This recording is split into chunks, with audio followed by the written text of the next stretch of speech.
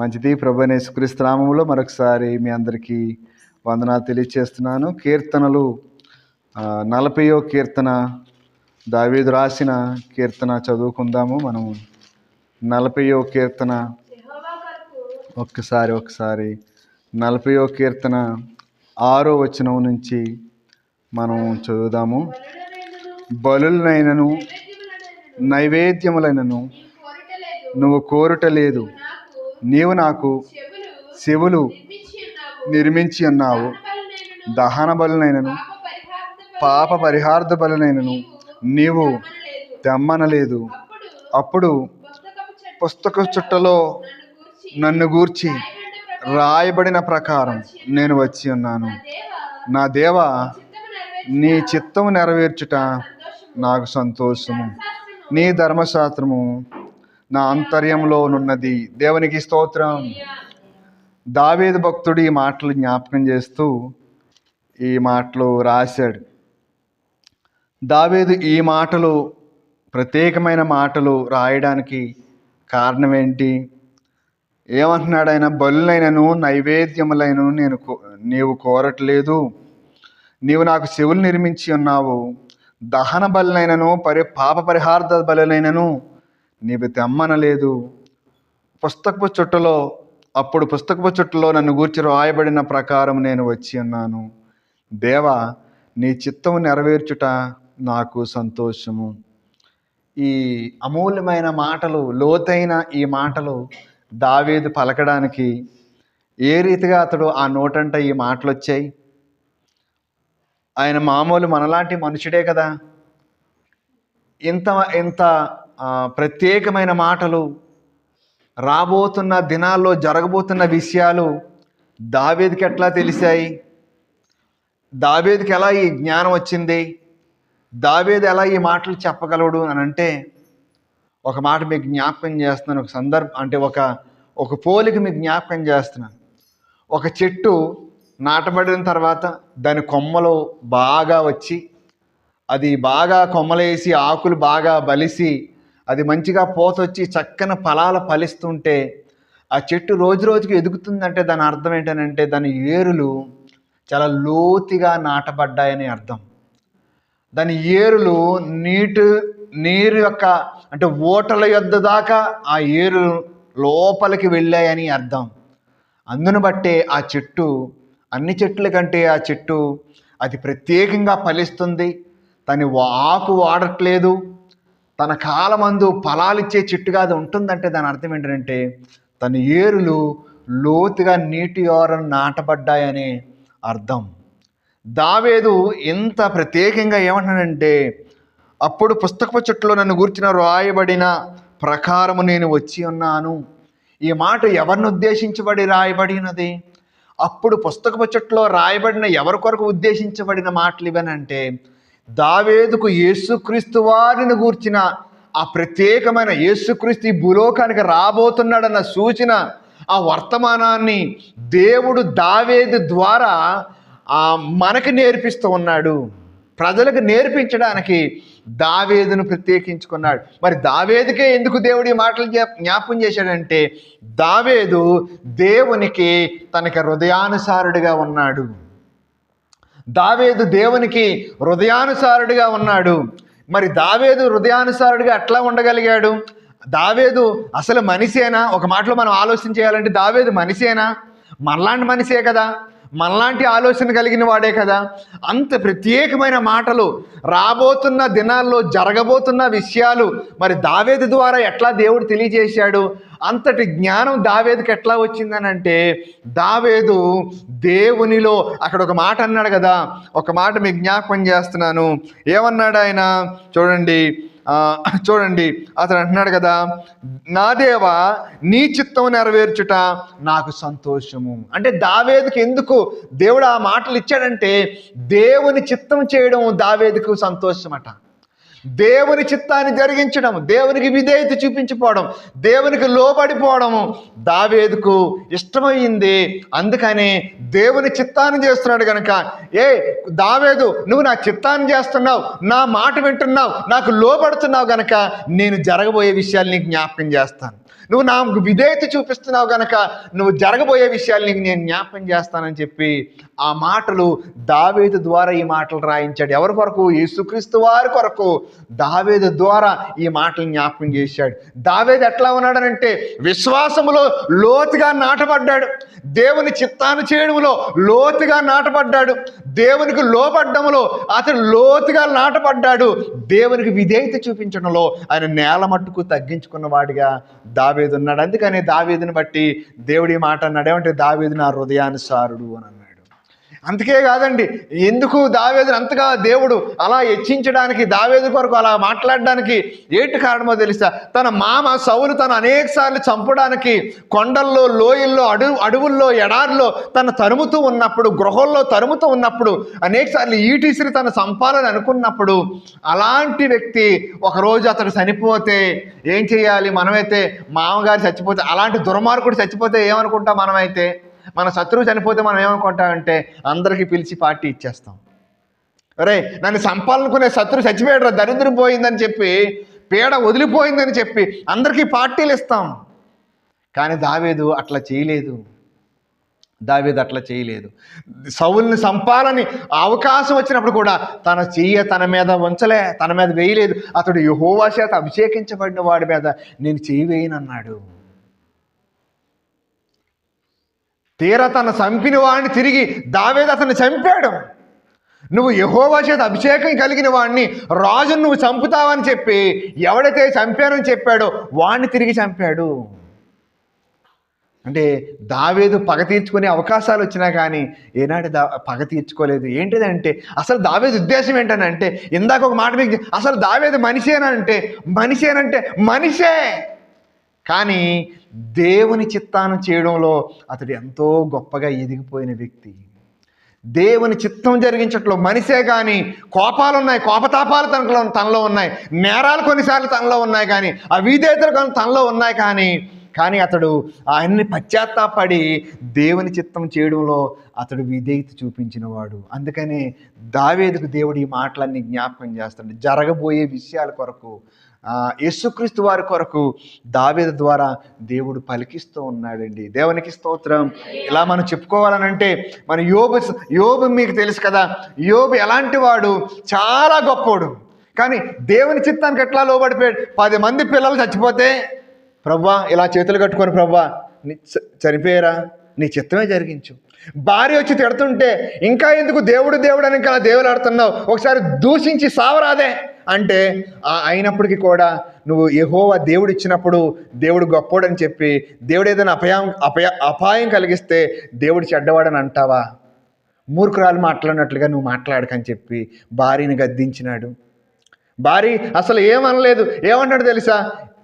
ప్రతి దానికి కూడా, అరే ఇదిగో నీ ఒంట్లన్నీ చచ్చిపోయాయి, నీ పశువులన్నీ చచ్చిపోయాయి, నీ బిడ్డలు చచ్చిపోయాయని ఒకటి చెప్తున్నాడు, పశువులు పోయాయని ఒకటి చెప్తున్నాడు, నీకు అంతా కూడా నాశనం అయిపోయింది అంతా కూడా అని చెప్తున్నారు.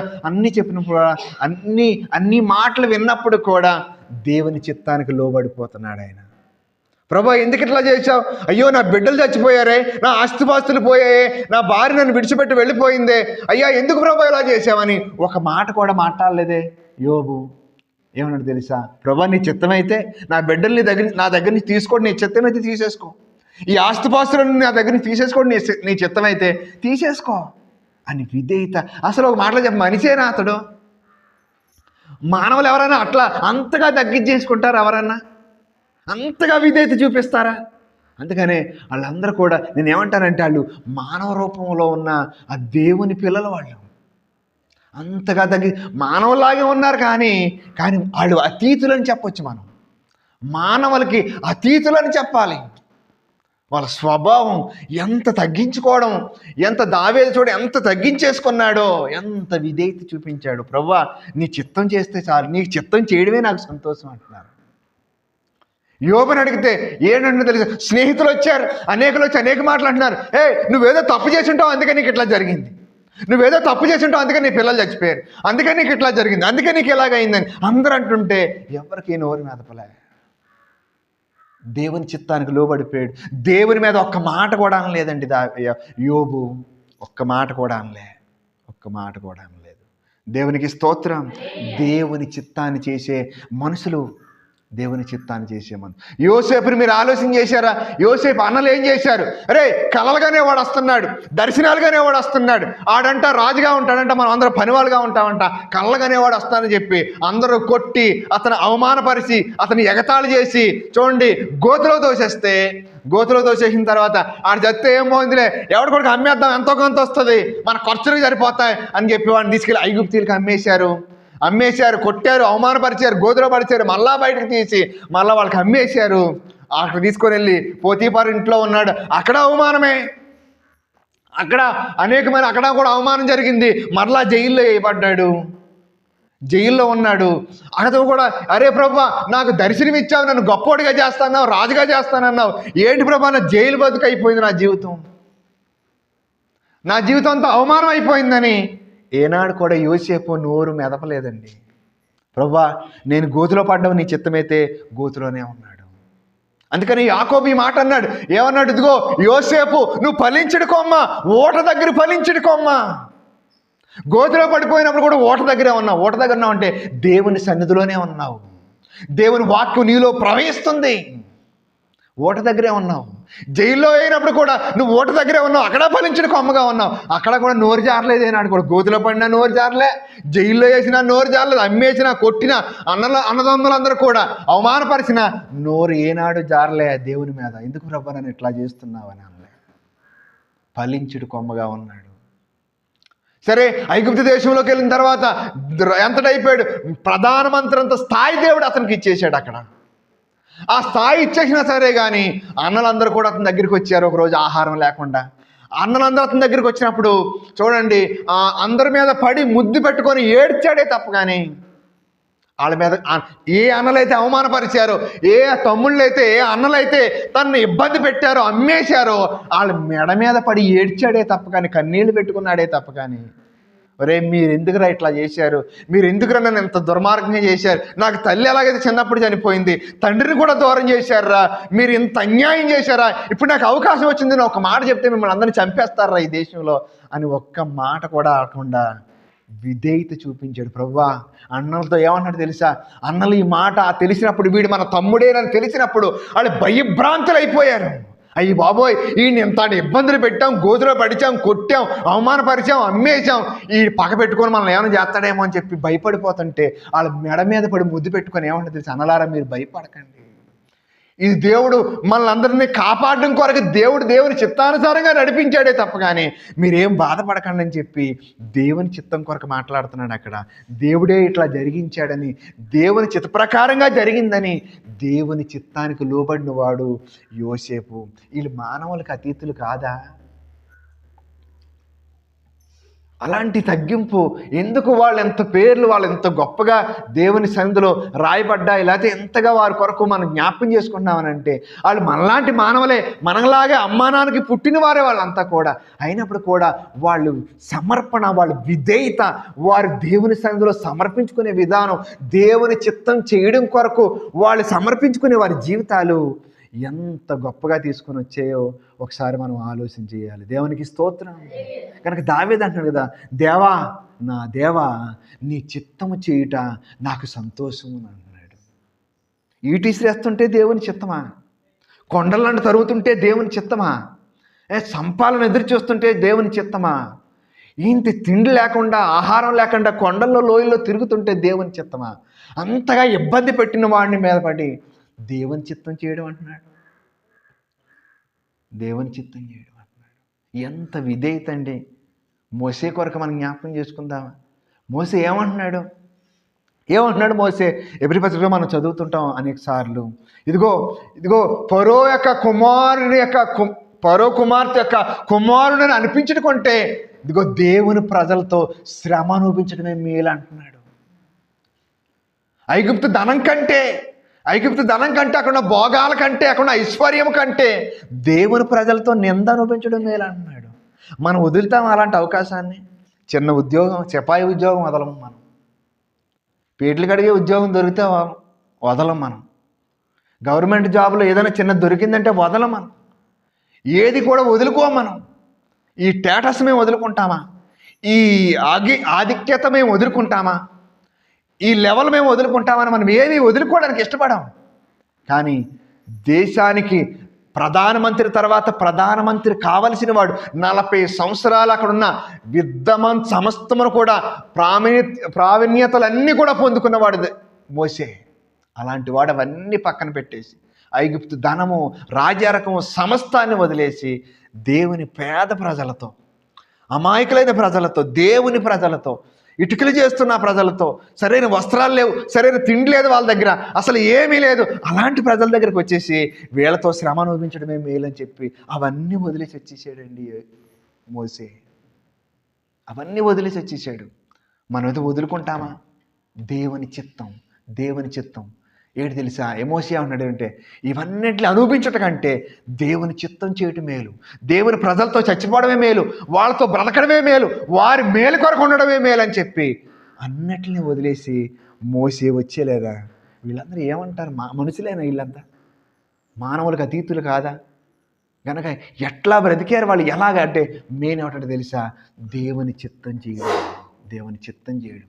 చాలామంది అంటుంటారు, ఇదిగో నేనేం చేస్తున్నాను తెలుసా, నేను ఇన్నిసార్లు బైబిల్ చదివాను అంటారు, నాకు ఇది తెలుసు, నాకు అది తెలుసు, ఇన్నిసార్లు ప్రసంగం విన్నాను, ఇన్నిసార్లు దేవుడి మాటలు విన్నాను, ఇన్ని ప్రసంగాలు విన్నాను, ఇన్నిసార్లు నేను అది చదివాను, దేవుని కొరకు ఇది చేశాను, అది చేశాను, ఇది చేశాను, ఏదో గొప్పలు చెప్పి ఎరగబడిపోతుంటారు చాలామంది. ఆ గొప్పలేమి చెల్లవు. ఒక మాట మీకు జ్ఞాపకం చేద్దామా? ఒక మాట మీకు జ్ఞాపకం చేస్తున్నాను. ఎబ్రీ పత్రిక 10వ అధ్యాయం 5వ వచనం ఒకసారి చదవండి. ఎబ్రీ పత్రిక 10వ అధ్యాయం 5వ వచనం ఒకసారి చదువుకుందామా? గనక మనకు అది తెలుసు, ఇది తెలుసు, నేను అన్నిసార్లు బైబిల్ చదివాను, ఇది చేశాను, అది చేశానని మనకు చాలా గొప్పలు చెప్పుకుంటూ ఉంటాం చాలాసార్లు. కాబట్టి ఆయన ఈ లోకమందు ప్రవేశించినప్పుడు ఇలాగ చెప్పుచున్నాడు, బలియు అర్పణయు కోరలేదు కానీ నాకు ఒక శరీరమును అమర్చితివి, పూర్ణ హోమములను పాప పరిహార్థ బలులను నీకిష్టమైనవి కావు. అప్పుడు నేను గ్రంథపు చుట్టలో నన్ను గూర్చి రాయబడిన ప్రకారము దేవా నీ చిత్తము నెరవేర్చుటకు ఇదిగో నేను వచ్చున్నాను. దేవునికి స్తోత్రం. యేసు ఈ గ్రంథకర్త రాస్తున్నాడు, ఎబ్రీ గ్రంథకర్త రాస్తున్నాడు, ఎవరిని ఉద్దేశించి? యేసుక్రీస్తు వారు పలికిన మాటలు రాస్తున్నాడు. ఆ గ్రంథపు ఇందాక చదివాం కదా, దావీదుకు జ్ఞాపకం చేశాడు కదా, ఆ గ్రంథపు చుట్టలో రాయబడిన ప్రకారంగా నేను వచ్చి ఉన్నాను. ఇక్కడ యేసుక్రీస్తు వారు ఆ గ్రంథపు చుట్టలో రాయబడిన ప్రకారంగా ఈ భూలోకానికి వచ్చాడు. ఎందుకు వచ్చాడట? నేను దేవుని చిత్తాన్ని చేయడానికి వచ్చాను. నేను దేవుని చిత్తం చేయడానికే వచ్చాను. ఇందాక నేను ఏమన్నానంటే, అరే నేను అది చేశాను, ఇది చేశాను, ఆవాసనం అట్టెట్టాను, పొన్నవనాడు మొక్కెట్టాను, అవన్నీ మనం గొప్పలు చెప్పుకుంటుంటాం. అది చేసిన ఇది చేసినవన్నీ కూడా ఎన్ని గొప్పలు చెప్పామన్నది కాదు, ఏం చేసామన్నది కాదు, నువ్వు దేవుని చిత్తాన్ని నెరవేరుస్తున్నావా లేదా అన్నదే. దేవుని చిత్తం చేస్తున్నావా లేదా, అది దేవుడు చూసేది. యేసుక్రీస్తు వారు తండ్రి అయిన దేవునికి, ప్రభా తండ్రి నీ చిత్తముని నెరవేర్చడానికి వచ్చాను, నువ్వు నన్ను గూర్చి పుస్తక చుట్టలో రాయించావు కదా, ఆ ప్రకారంగా ఈ భూలోకానికి పంపించావు కదా, ఇక్కడ కూడా నేను మానవ శరీరాన్ని ధరించుకున్నప్పుడు కూడా నీ చిత్త ప్రకారం చేయడానికి వచ్చాను. నేను నీ చిత్త ప్రకారం చేయడానికి వచ్చాను. నేను మోసే అంటాడు, ప్రభువా ఆయన చిత్తాన్ని చేయడానికి ఆయనకి ఇష్టం. దావీదు అంటాడు, నీ చిత్తం చేయడమే నాకు ఆనందం, నాకు సంతోషం, నాకు సంతోషం అన్నాడు. యేసుక్రీస్తు వారి గురించి మాట్లాడుతూ ఏమన్నాడంటే, నీ చిత్త ప్రకారం చేయడానికే నేను ఈ భూలోకానికి వచ్చానని ఆయన జ్ఞాపకం చేస్తూ ఉన్నాడు. అపోస్తలుడైన పౌలు జ్ఞాపకం చేసుకుంటే ఆయన 14 పత్రికలు రాశాడు బైబిల్లో. 14 పత్రికలు రాసి ఏం రాశాడనంటే, ఎలాంటి టైంలో రాశాడు? మనకు తీరుబడి ఇంట్లో కూర్చొని రాశాడు అనుకుంటున్నారా? టీ అందించిన వాళ్ళు ఒకడు, భోజనం పెట్టిన వాళ్ళు ఒకడు, అన్నీ అందిస్తుంటే రాశాడు అనుకుంటున్నారా? 14 పత్రికలు. జైల్లో ఉన్నప్పుడు రాశాడు, కొరడాలతో కొట్టబడుతున్నప్పుడు రాశాడు, ప్రయాణాలు చేస్తూ రాశాడు, ఒకటో ప్రయాణం, రెండో ప్రయాణం, సువార్త ప్రకటిస్తూ రాళ్ళతో కొట్టబడుతున్నప్పుడు, అపనిందలు వేయబడుతున్నప్పుడు, జైల్లో వేయబడుతున్నప్పుడు, ప్రయాణాలు చేస్తున్నప్పుడు, సువార్తను ప్రకటిస్తున్నప్పుడు, కపట సహోదరుల ద్వారా మోసపోతున్న సమయాల్లో, అనేకమైన భయంకరమైన శ్రమల గుండా వెళుతున్నప్పుడు 14 పత్రికలు రాశాడు అపోస్తులైన పౌలు. ఇవన్నీ రాయడానికి, ఇంతగా శ్రమపడ్డానికి, ఇంతగా విధేయత చూపించడానికి దేవుని చిత్తం చెయ్యాలంతే. దేవుని చిత్తం చెయ్యాలి, దేవుని చిత్తం చెయ్యాలి. వీళ్ళంతా ఇంతగా చేయడానికి దేవుని చిత్తమే, దేవుని చిత్తమే. ఇంకొక మాట మీకు జ్ఞాపకం చేస్తున్నాను. చూడండి, యోహాను సువార్త 4:34 చదువుదాం ఒకసారి. 4:34.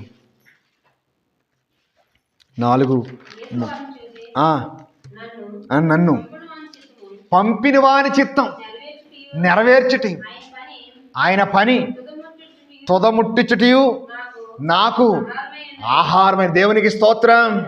కనుక యేసుక్రీస్తు వారు ఏం చెప్తున్నారంటే, తన తండ్రి దేని కొరకైతే పంపించాడో తన చిత్తం చేయడమే ఆయనకు ఆహారం. మనం దేవుని చిత్తం చేయాల్సిన మనము ఆహారం కొరకు దేవుని చిత్తాన్ని పక్కన పెట్టేస్తాం. కొన్నిసార్లు తిండి కోసం, ఆహారం కొరకు దేవుని చిత్తాన్ని పక్కన పెట్టేస్తామేమో ఒకవేళ.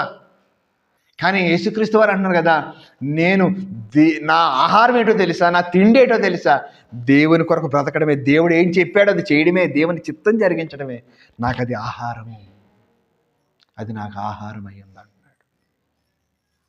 కొన్నిసార్లు మనం ఆహారం కొరకు దేనైనా పక్కన పెట్టేస్తామేమో, దేవుని ఆలోచన, దేవుని చిత్తాన్ని, దేవుని వ్యతిరేకమైన కూడా పక్కన పెట్టేస్తామేమో. కానీ యేసుక్రీస్తు వారు అంటున్నారు కదా, నాకు దేవుని చిత్తం చేయడమే ఆహారం, దేవుని మాట నెరవేర్చడమే, నా తండ్రి పని చేయడమే నాకు ఆహారం, అదే నాకు ఆనందం అని దావీదు భక్తుడు చెప్తున్నాడు. యేసుక్రీస్తు వారు చెప్తున్నారు కదా, నా తండ్రి చిత్తం చేయడమే నాకు ఆహారం అయి ఉన్నది అన్నాడు. మత్తయి సువార్త 7వ అధ్యాయంలో 21వ ఒకటి చూద్దాం ఒక మాట. అబ్రహాముని మీరు జ్ఞాపకం చేసుకుంటే, అబ్రహాము దేవుని చిత్తం చేయడం కొరకు, అబ్రహామా నేను చూపించే దేశానికి రా, నేను చూపించే ప్రదేశానికి నువ్వు వెళ్ళు అని అంటే ఆయన వచ్చేసాడు.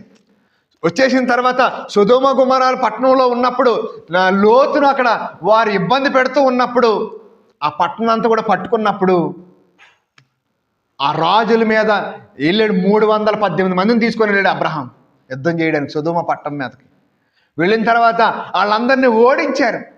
ఓడించిన తర్వాత ఆ ప్రజలందరూ అంటున్నారు కదా, అబ్రహాంతో అంటున్నారు కదా, ఏమంటున్నారంటే, అబ్రహామా ఇదిగో నువ్వెంత గొప్పోడువయ్యా, నువ్వు నీ ప్రజలు తీసుకొని వచ్చి మమ్మల్ని అందరినీ కూడా రక్షించావు, ఆ యుద్ధంలో వచ్చి మాకు విడుదల ఇచ్చావు, ఇదిగో ఆ యుద్ధంలో ఆ రాజులందరినీ చంపావు కదా, ఆ రాజుల దగ్గర ఉన్న ధనం నువ్వు తీసేసుకో, కాకుండా ఆ ప్రజలందరినీ కూడా నువ్వు జయించావు కదా, ఆ ప్రజల దగ్గర ఉన్న బంగారం అంతా కూడా నువ్వు తీసేసుకొని ప్రజలు మాకు ఇచ్చే మేము పరిపాలన చేసుకుంటాం, ఆస్తుపాస్తులు బంగారం అంతా కూడా తీసేసుకో, ఆ ప్రజలు మాత్రం మాకు ఇచ్చే మేము పరిపాలన చేసుకుంటాం, నువ్వు గొప్పోడువయ్యా అని చెప్పి అంటుంటే అబ్రహాం అంటాడు కదా, ఒక నూలు పోగు కూడా నాకు అక్కర్లే, రవ్వంత కూడా నాకు అక్కర్లే, నా దేవుడు నన్ను ధనవంతుడిగా చేయగలడు కానీ ఆ సొమ్ము నాకు అవసరం లేదన్నాడు.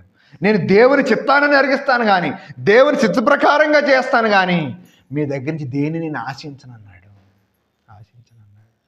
దేవునికి స్తోత్రం. ఇప్పుడు ఆ మాట చదువుతారా? మత్తయి సువార్త 7:21. ప్రభువా ప్రభువా అని ప్రతివాడును పరలోక రాజ్యములో ప్రవేశించడు గాని పరలోకమందున్న నా తండ్రి చిత్త ప్రకారం చేయువాడే ప్రవేశిస్తాడు. దేవునికి స్తోత్రం. ప్రభువా ప్రభువా అని అనేసినంత మాత్రాన పరలోక రాజ్యంలో ప్రవేశించలేరు. బాప్తిసం పొందిన ప్రతివాడు పరలోకం వెళ్ళిపోవడం. బాప్తిసం పొందినవాడు దేవుని చిత్త ప్రకారంగా బ్రతకాలి, దేవుని చిత్త ప్రకారంగా అలా నియమం ప్రకారంగా పోరాడాలి.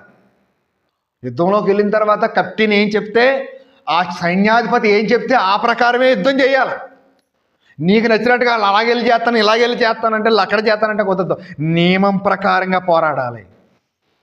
బాప్తిసం పొందివాడు కూడా నియమం ప్రకారంగానే దేవుని సందులో ఉండాలి, ఆ ప్రకారంగా చేయాలి. ప్రభువా ప్రభువా ప్రభు పేరట అనేక మంది కార్యాలు చేస్తారు. కింద వచనాలు చదివితే, ప్రభువా నీ నామాన్ని మేము దెయ్యాలు వెళ్ళగొట్టాం, నీ నామాన్ని అది చేశాం ఇది చేశామని అంటే అక్రమం చేయవాళ్ళారా నా ఎద్దరించి పొండి మీరు ఎవరో నాకు తెలియదు అన్నాడు.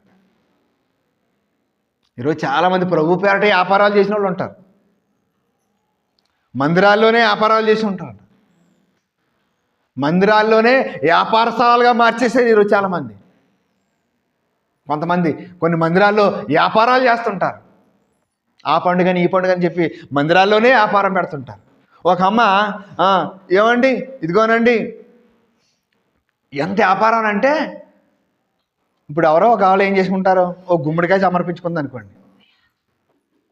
ఏంటంటే ఓ గుమ్మడికాయ సమర్పించుకుంది అనుకోండి, గుమ్మడికాయ రేట్ ఎంత? పోను ఒక ఆనంగాయ సమర్పించుకుంది అనుకోండి, ఆనంగాయ సమర్పించుకుందంటే దాని రేట్ ఎంత ఉంటుంది? 20 రూపాయలు 30 రూపాయలు, మరీ అయితే 50 రూపాయలు. ఈయన అంటాడు లేచి, ఈ గుమ్మడికాయ దేవుడి పాట 400. ఎంత?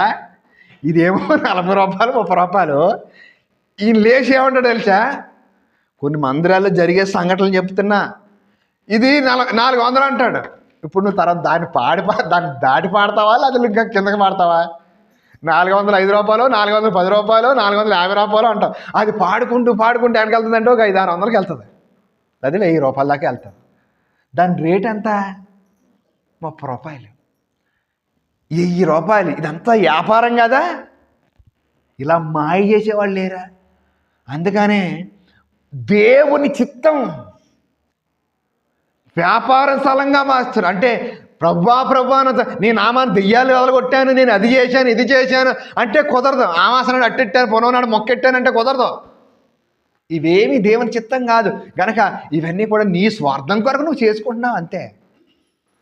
దేవుని చిత్త ప్రకారం చేయివాడే పరలోక రాజ్యంలో ప్రవేశిస్తాడు తప్ప గనక ఇక్కడ ప్రభువా అన్నంత మాత్రాన్న పరలోక రాజ్యం చేరరు. దేవుని బిడ్డలారా చూడండి, ప్రభువే చెప్తున్నాడు కదా, దేవుని చిత్తం చేయవాడు నిరంతరము నిలుస్తాడు. నిరంతరం నిలడం అంటే ఈ శరీరంతో 60-70 సంవత్సరాలు అవుతాం, ఈ శరీరం పోతే దేవుని రాజ్యంలో యుగయుగాలు నిలుస్తాము. దేవుని చిత్తం చేసేవాడికి సావే లేదు. ట్రాన్స్ఫర్ ఉంటుంది తప్ప సావు ఉండదు. ట్రాన్స్ఫర్ అంటే ఈ ఊరు నుంచి ఇంకొక ఊరు, ఇప్పుడు భూలోకం నుంచి పరలోకానికి ట్రాన్స్ఫర్ అంతే, నీకు సావే లేదు.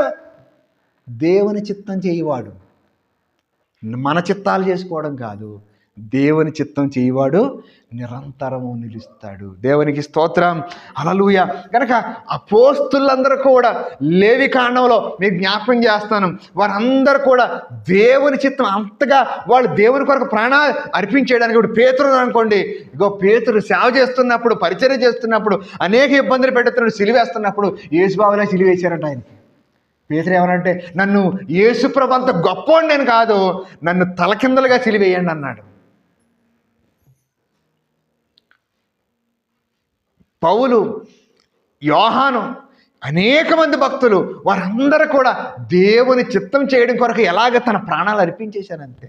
స్టెఫన్ అనే దైవజనుడు రాళ్ళతో కొట్టేస్తుంటే, ప్రభువా వీళ్ళు ఏం చేస్తున్నారో వాళ్ళకి తెలియదు, క్షమించే అంటున్నాడు.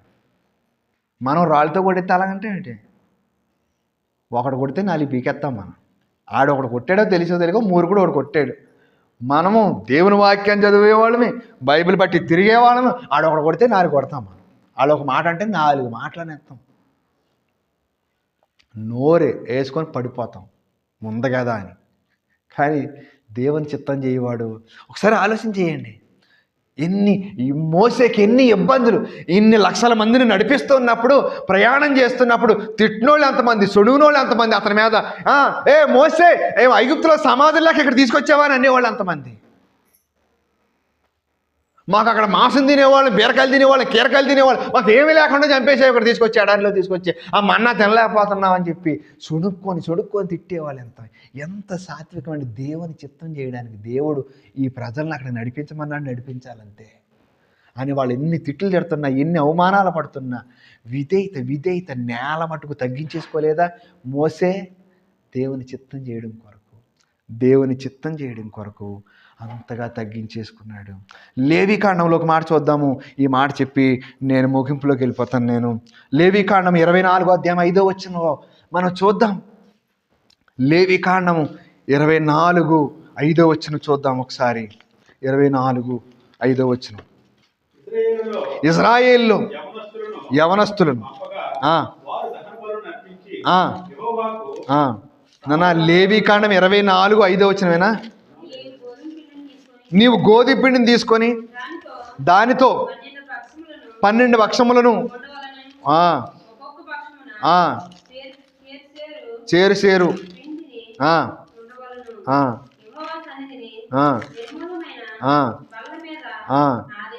ఆరేసి దేవునికి స్తోత్రం. లేవి కాండములో దేనికి స్వాదిష్టం అని అంటే ఇలాంటి బల్ల ఒకటి పెట్టి ఆ బల్ల మీద ఒక పక్కన 6 రొట్టెలను ఒక పక్క 6 రొట్టెలను వంచవలెను. అవి విరిసి తర్వాత అవి భుజించాలని చెప్పారు. ఇప్పుడు ఈ 6 మొత్తం 12 దేనికి సాదృశ్యం? ఇవి 12 గోత్రాలకని, అది కొత్త నిబంధనకు వచ్చేసరికి 12 అపోస్తులు 12 మందికి సాదృశ్యంగా ఉన్నాయి. ఇవి ఆ 12 రొట్టెలు ఇక్కడ కొత్త నిబంధనకు వచ్చేసి 12 మంది అపోస్తులు. వారు చూడండి, మేడగదిలోకి వచ్చిన తర్వాత యేసుక్రీస్తు వారు అక్కడ చాలా మంది ఉన్నారు. వాళ్ళందరినీ ఎందుకు పిలవలేదు మేడగదిలోకి? అమ్మ వింటున్నారా? 12 మందినే మేడగదిలోకి పిలిచి వాళ్ళందరికీ కూడా 12 మందిని ఆయన అప్పగింపబడిన రాత్రి ఒక రొట్టెనెత్తుకొని కృతజ్ఞతాస్తుతులు చెల్లించి 12 మందికి విరిసి వడ్డించాడు. ఇది నా శరీరము, దీన్ని మీరు తినుడని చెప్పాడు.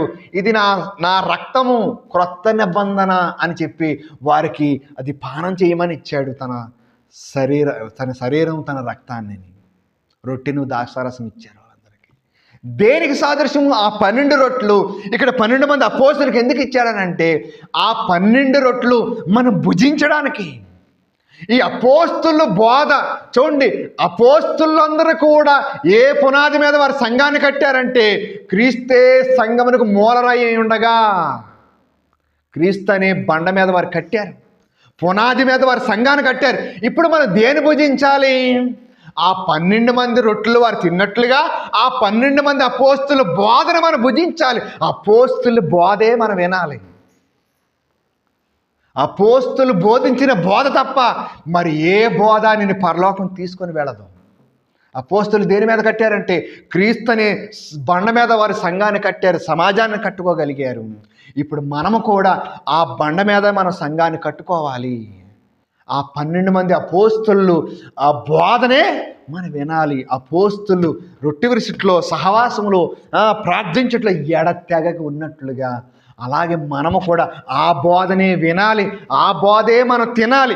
ఆ బోధ వినడం ద్వారా, తినడం ద్వారా, దాని ప్రకారం బ్రతుకుడు ద్వారా మనం పరలోక రాజ్యం ప్రవేశిస్తాము. దేవుని చిత్తము చేయువాడు. దేవునికి స్తోత్రం. ఈ అపోస్తులందరూ దేవుని చిత్తం కొరకు వాళ్ళ ప్రాణాలు పెట్టేలేదా? వారి ప్రాణాలు దారిమోసేలేదా? ఇప్పుడు అదే బోధ మనం వింటున్నాం. మనము కూడా దేవుని చిత్తాన్ని జరిగించడానికి, వాళ్ళు మనలాంటి మనుషులే, మానవులే, కానీ వాళ్ళ జీవితాలు, వారి సమర్పణ, వారి విధేయత మానవులకి అతీతంగా ఉన్నాయండి. 100 సార్లు బైబిల్ చదివాను, లేకపోతే ఇది ప్రార్థన చేశాను, ఇలా చేశాను, పరలోకం దొరుకుతుందంటే దొరకదు. దేవుని చిత్తం చేయువాడే, నా తండ్రి చిత్తం చేయువాడే పరలోక రాజ్యంలో ప్రవేశిస్తాడు. ప్రభువా అనంత మాత్రాన పరలోక రాజ్యం చేరదు. నా తండ్రి చిత్తం చేయువాడు. ఒకసారి మనం ఆలోచన చేసుకుందాం. మన చిత్తం మనం నెరవేర్చుకుంటున్నామా? దేవుని చిత్తం కొరకు బతుకుతున్నామా? ఎన్నాళ్ళ బట్టి క్రైస్తత్వంలోకి వచ్చేసాం. ఎన్నాళ్ళు అవుతుంది, ఇంకా చచ్చిపోతామేమో కొద్ది రోజులు పోతే, అయినప్పటికీ కూడా ఇంకా మారుమరుచి మనకు రాలేదు. దేవుని చిత్తం చేయడం లేదు. మన చిత్తం ఏదో చేసుకుంటూ వెళ్ళిపోతున్నాం, కానీ దేవుని చిత్తం కొరకు మనం ఏం చేయట్లే. దేవుని చిత్తం కొరకు బ్రతకట్లేదు. కనుక ఎన్ని ప్రసంగాలు వింటున్నాం, ఎన్నిసార్లు బోధలు వింటున్నాం, ఎన్ని ప్రసంగాలు వింటున్నాం, కానీ విన్న ప్రసంగాలు ఏమవుతున్నాయో దేవుని చిత్తం చేస్తున్నామా, అలా పక్కన వదిలేసి వెళ్ళిపోతున్నామా? ఒకసారి ఆలోచన చేసుకుందాం. నేను ముగింపులోకి వెళ్తున్నా. దావీదు అంటున్నాడు, దేవా నీ చిత్తం చేయుట నాకు సంతోషం అంటున్నాడు. మోసేని అడిగితే ఆయన అలా చెప్తున్నాడు, నేను దేవుని చిత్తమే చేస్తా. యోబుని అడిగితే నా బిడ్డలు పోయినా దేవుని చిత్తమే, ఏది జరిగినా దేవుని చిత్తమే. భార్య తిడుతుందా? దేవుని చిత్తమే. ప్రభా ఇది ఇలా తిట్టాలనుందా, పడాలనుందా? దేవుని చిత్తమే. బిడ్డలు పోగొట్టుకున్నా దేవుని చిత్తమే. ఆస్తుపాస్తులన్నీ పోయాయి, యెహోవా ఇచ్చిన యెహోవా తీసుకున్నాను, ఇది దేవుని చిత్తమే. యోసేపు అంటున్నాడు కదా, దేవుని చిత్తం కొరకే ఇలా జరిగింది అని అన్నల మీద మెడ మీద పడి ముద్దు పెట్టుకున్నాడు. దావీదులాగైతే మనం అలాంటి దుర్మార్గుడు ఆ మామంతగా తరిమినోడు దొరికితే సరే దరిద్రం అయిపోయిందని పెద్ద పార్టీలు ఇచ్చేసుకుంది మనమైతే. కానీ అతడైతే అలాగనలే దేవుని చిత్తం చేయటే నాకు ఆనందం అంటున్నాడు. యోసేపుని చూసుకున్నా, అబ్రహామును చూసుకున్నా, దేవుని చిత్తం కొరకే పునాదులు కలిగే పట్టణం కొరకు ఎదురు చూస్తున్నాం అన్నారు తప్ప వాళ్ళు దేవుడు పిలిచినప్పుడు వచ్చేసారు. దేన్ని ఆశించకుండా దేవుని కొరకే వారు ముందుకు వెళ్ళారు. కనుక ఒకటి మనం గుర్తుపెట్టుకోండి, ఎన్ని ప్రసంగాలు విన్నామని కదా, దేవుని చిత్తం చేస్తున్నావా లేదా, దేవునికి విధేయత చూపిస్తున్నావా లేదా అన్నదే ప్రాముఖ్యము. ఒకవేళ ఇంతవరకు దేవుని చిత్తం చేయకపోతే ఇక మీదటైనా దేవుని చిత్తం చేస్తాను ప్రభువా, నీ చిత్తం కొరకు బ్రతుకుతాను, నీ కొరకు బ్రతుకుతాను. ఇంతమంది దైవజనులు ఒక మేఘం వల్లే మా కళ్ళ ముందు ఉంచాం. ఈ లైట్లు ఎన్ని కనపడుతున్నాయో, ఎంతమంది భక్తులు కనపడుతున్నారు. ఒక నాకు తెలియదు అనడానికి లేదు, ఎంతమంది మేఘం వల్లే ఆవరించి ఉన్నందున కనుక ఇన్ని సాక్ష్యాలు నీకు ఎదుర్కొంటా ఉన్నాయి, ఎంతమంది భక్తులు నీకు ఎదుర్కొంటా ఉన్నాయి, వారి జీవితాలు ఎట్లా ఉన్నాయని ముందు పెట్టాడు దేవుడు. ఇంకా నాకు తెలియదంటే ఎట్లా కుదురుతుంది? దేవుని చిత్తం చేద్దాం, దేవుని కొరకు బతుకుదాము. దేవుడి మాటలు దీవించును గాక. ప్రార్థన చేసుకుందాం. దేవుని చిత్తం